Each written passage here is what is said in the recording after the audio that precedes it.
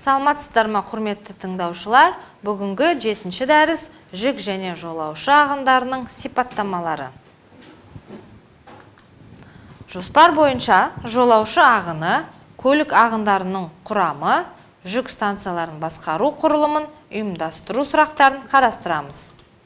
Жолаушы ағыны дегеніміз белгіленген уақыт бірлігінде белгілі бір жол маршрутындағы тасымалданған жолаушылардың саны. Жолаушы ағынының көрсеткіштері қала жоспары бойынша жол бағдарының орналасуына, халықтың қоныстану тығыздығына және өнеркәсіп мекемелерінің әкімшілік мәдени орталықтардың орналасуына байланысты әртүрлі болады.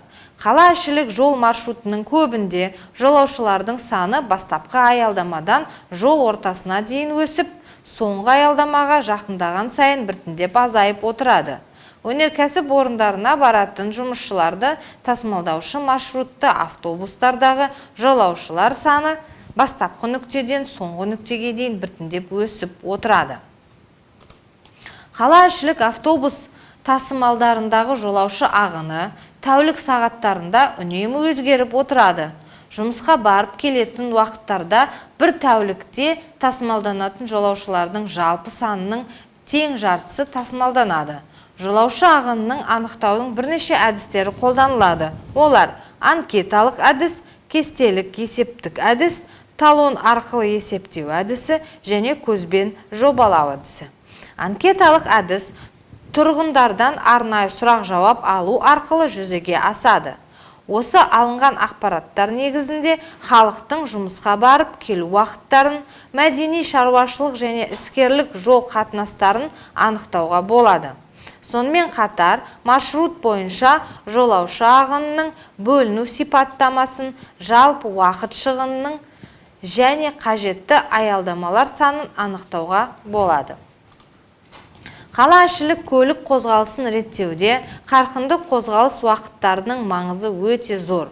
Қарқынды қозғалыс уақыттары дегеніміз таңертең адамдардың жұмысқа барып, кешке жұмыстан қайтатын уақыттары.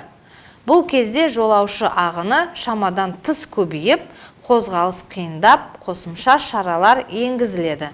Жолаушы ағыны нақты бөлінген автобустардың санына сәйкес келсе де, олардың сағат аралық жүріс жиілігі дәл анықтай алмаса, жолаушылардың қарқынды қозғалысын реттеу қиынға түседі.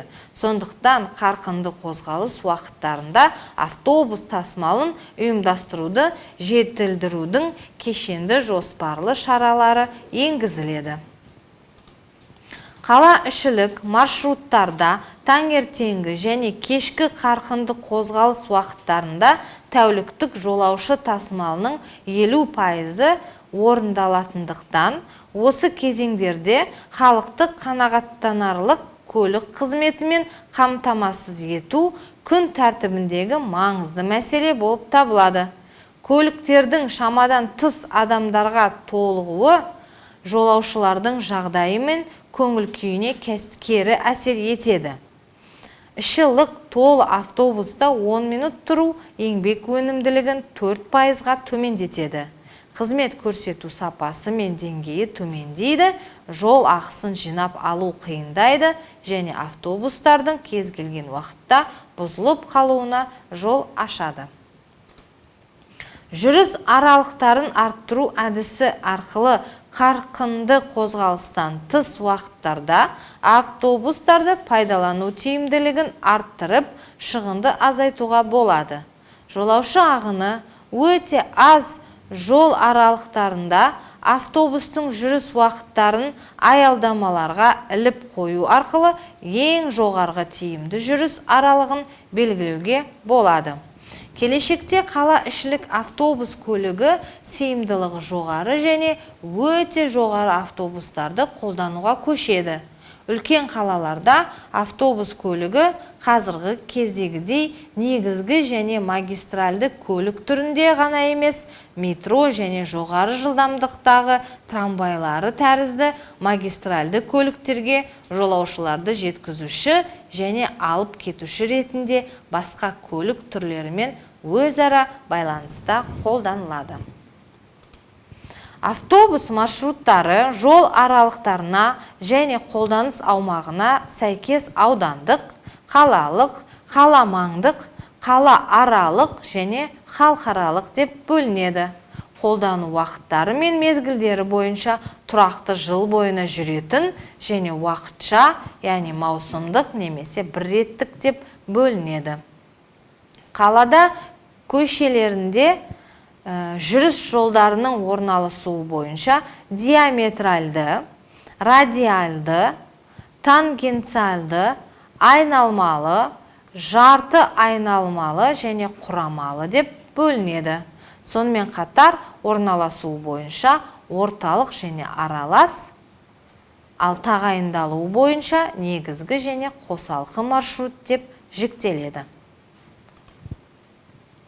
Қала ішілік автобус маршруттары жүріс сипатына және пайдалану шартына сәйкес кәдімгі және қысқартылған, жылдамдатылған және жүрдек деп бөлінеді.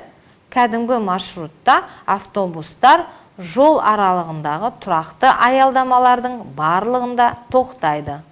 Қысқартылған маршруттағы автобустар кәдімгі маршруттың қозғалыс қарқыны көп болатын белгілі бір бөлігінде ғана қолданылады. Ол тұрақты және кезеңдік, яғни белгілі бір кезеңде ғана қолданылады. Жылдамдатылған маршруттағы автобустар алдын ала белгіленген негізгі аялдамаларға ғана тоқтайды, ал жүрдек автобус аялдамасыз жоғарғы жылдамдықпен жүреді. Қазіргі қаламызда белгіленген аялдамаларға ғана тоқтайтын жүрдек автобустар қалаішілік және қаламаңдық тасымалдарда ғана қолданылады. Жүк станцияларының басқару құрылымын ұйымдастыру. Жүк станциясының техникалық жарақтануы оның міндетіне, жұмыс көлеміне, жергілікті жүк ағындарының келу мен жөнелтілуіне және олардың жүк қосындыларына, оның ішінде жалпы жұрт пайдаланатын және пайдаланбайтын орындарға бөлінуіне, өнеркәсіп орындарының базарлардың ауыстырып тиеу қосындыларының қосылуына және олардың техникалық жарақтануына қарай анықталады.